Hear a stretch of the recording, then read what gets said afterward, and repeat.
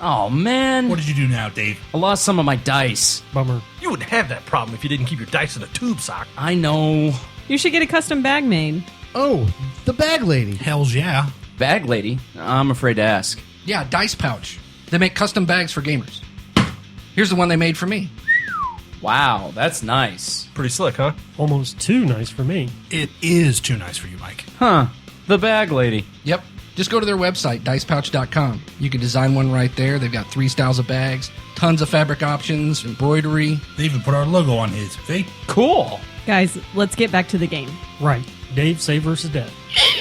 DicePouch.com. Premier custom dice bags for the tabletop gamer.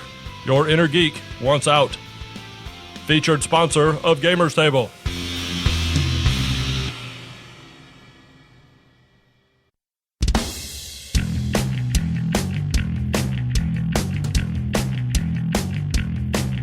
Hello and welcome to Gamers Table, a discussion of tabletop role-playing games and other topics related to the gamer subculture. Be warned, this show may contain some explicit material that may not be suitable for all audiences.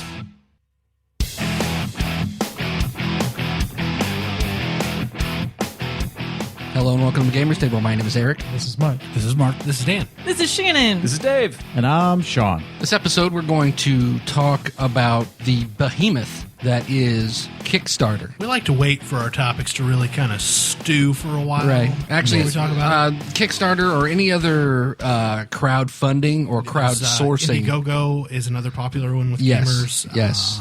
Those are the two big ones. The reason we're discussing this is that over the last year or so, we've really gotten involved as a show with a lot of the different Kickstarters that have been going on.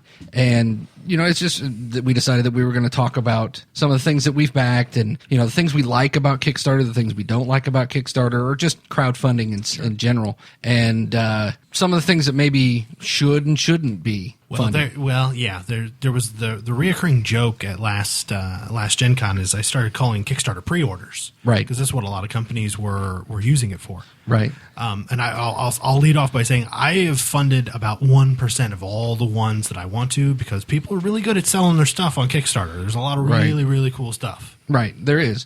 The thing about Kickstarter, it's almost like any other sales pitch on the internet. There are certain things that you need to do to have a successful Kickstarter. There are companies that will help you run your Kickstarter. Right. It's a cottage industry. And that, you know what, that reminds me of, remember when eBay first got big and then you had all these like stores that were like, we sell on eBay, and all of those stores are gone now. Yes. Because people figured out it's super easy to sell on eBay. Yeah, and I think that it's my prediction that these will help you sell on Kickstarter businesses will start going away the same way because I hope they do because that's just blatant middlemanism. Well, yeah, Well, a lot of what That's they the whole do, point. That's one of the whole points of Kickstarter is to get rid of that middleman. Right. But part of the power of Kickstarter is because it's crowdsourcing. What a lot of these companies do is they help you market and get your funding early and quick and build a buzz around your Kickstarter from day one. Like it's a goal to get funded first day.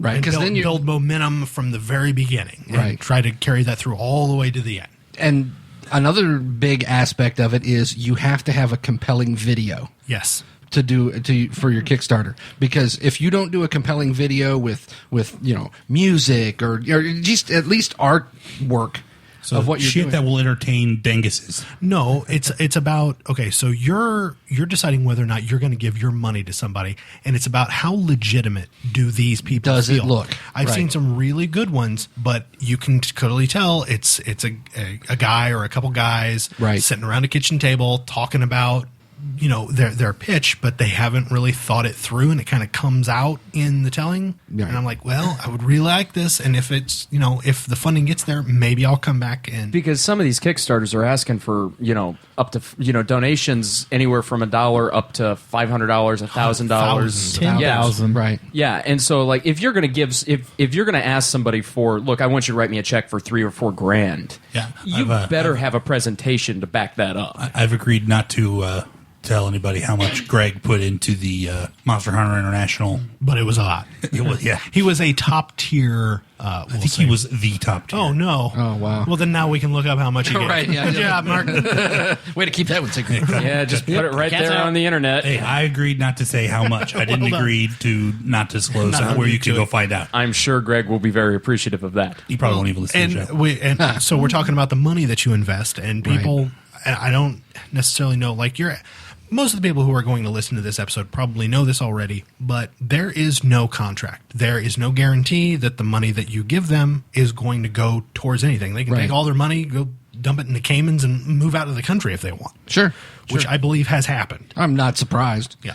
I had seen someone had said about Kickstarter, they're like, the only failed Kickstarters are the one, like, it happens after they get funded. Like, not getting funded isn't where they fail. It's whenever they get funded and they're like, oh crap, now I have to do it. Now I have to produce something and I don't know how. There's a Right. really good. There was a Kickstarter that I backed. It was for a iOS, Android, PC, Mac video game called Star Command, turn based. Basically, you're managing a ship. Okay, and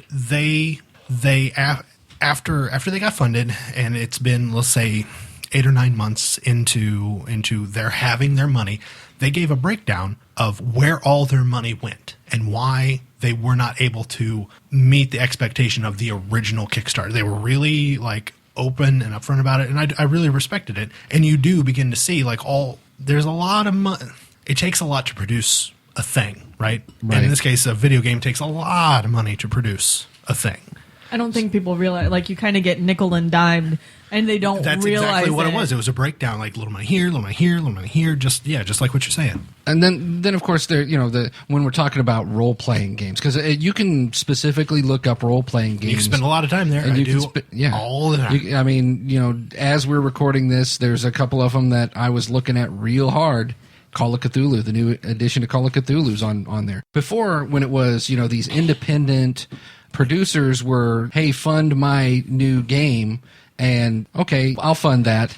I'll help the small guy. But then you're getting major companies throwing their stuff on Kickstarter because, like you said, it's a pre-order. It's a pre-order system, It seriously drops their overhead. Yeah, exactly. Exactly right. So you've got, sometimes it just seems like if you're already a game producer, all you need is the name recognition. Yes. Look at Monty Cook. Yeah. Numenera. He has 2 of the most successfully funded Kickstarters in gaming. Right. And it gets to the point where some Kickstarters, you get the what do they call those? Stretch goal? The stretch goals get so outrageous, you're a fool not to do it. Stretch goals to me are what sell it. That's the reason why you back a Kickstarter, because otherwise, if you just wait, you're going to be able to buy it somewhere, most likely. Right. I mean, if it's successful. Well, that's also the difference between a Kickstarter and a pre-order. I feel like is a stretch If goal. they run it that way, yeah. Because if someone is doing a pre-order, then they're just like, oh, order your book, your game, your whatever, and then we'll give it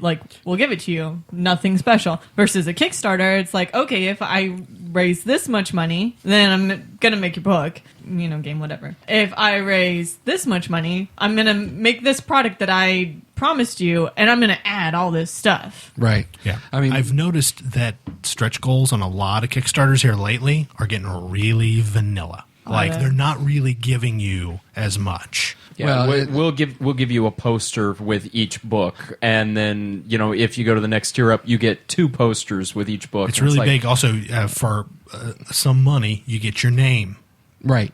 listed as a backer or something like that. Yeah, and people love to see their name in a game that they love. Because you did that with Ninja Panda Taco. Your name's in the Ninja book, Panda right? Taco. Clerks 2 did that. Numenera. Yes, they did. Clerks 2. Clerks 2 did that. Yes. I'm on the end of Clerks 2. Holy crap. That one you just had to be MySpace friends with Kevin Smith. Wow. MySpace. All right. That memory lane is... Right. I didn't know Shannon was old enough to have a MySpace. Yeah, Friendster is the one I'm not old enough for. Talking about, it's the stretch goals don't seem to be as just wowing as they had been in the past. I think that Reaper Bones defined crazy when was it came insane. because I don't know if you know what we're talking about, but there was a Reaper Kickstarter where you had they were doing the pre-made plastic miniatures. They were basically redoing their entire line of miniatures in a new way. They're injection molded miniatures, and what was the $100 Kickstarter, and basically you got every stretch goal that they had from then on, and they kept getting funding. So they kept doing more and more. Right. And so more essentially, I bought in at the $100 level, and you got, it's like, okay, we hit this stretch goal. You're going to get all of the vampires that we have, or we'll get to this stretch goal. We'll give you all the skeletons that we have of our old stock. Nice. So it ended up with like 1,000 miniatures. That's an exaggeration, but it's a ton. It's a ton of miniatures. Right. It's crazy, and we're still waiting for them because this was funded last Gen Con, I believe, at over $3 million. At over $3 million, and it was, I think the original goal was like $20,000. Yeah. Something like that. Wow. Yeah. Was The Reaper first- even at Gen Con? No, it was not. Well, they weren't. They weren't because they They were counting all their money from Kickstarter. They didn't need to go. right. But I think people started thinking, well, that's the way stretch goals should be, and other people, people just can't sustain that. I have a similar the first Kickstarter I gave to, I tweeted about a lot. It was Machine of Death, the game for Machine of Death, and they sort of did the same thing. They had all these awesome stretch goals that were just adding to the game. They had different, because this is a game made by webcomic artists mostly, and they had different packs of if we get this much, then these 3 webcomic artists will make more cards, and if we get so much, we'll add these 3, and they just kept on getting money, and they just had to come up with all these crazy different stretch goals, and one of them's we're gonna get MC Frontalot to do a song, and we're gonna come up with an iPhone app to go with the game, and just because they're running out of stuff to give. Right. Yeah. And that kind of goes to what I think you were talking about, Dan, where things are starting to get more vanilla because people are almost expecting it wasn't vanilla. Oh no, I'm not saying that was. I'm just saying that from now on, people are starting to go, I don't want to run out of ideas. Right. So my early stretch goals, I'm going to make real vanilla. So that way, if I get higher and higher and higher, I haven't run out of ideas. And I think they're also doing a lot more stretch goals that don't add to the production run. Production cost. And a lot of it, the last. Okay, so we'll bookend this with it was the second and the last Kickstarters that I backed. One of the first ones I did was The Duke by Catalyst Games. Right. An established I backed that one too. Big company, right? They do Shadowrun, they do BattleTech. Right. I was like, that's a trusted name, no problem. When it has, to this date, been the worst Kickstarter I've backed, they just cannot seem to produce it. But a lot of their stretch goals were upgraded things. Leather playing mat. Right. Wooden engraved box for the game. More tiles for the game. All of these other things that were increasing their production run.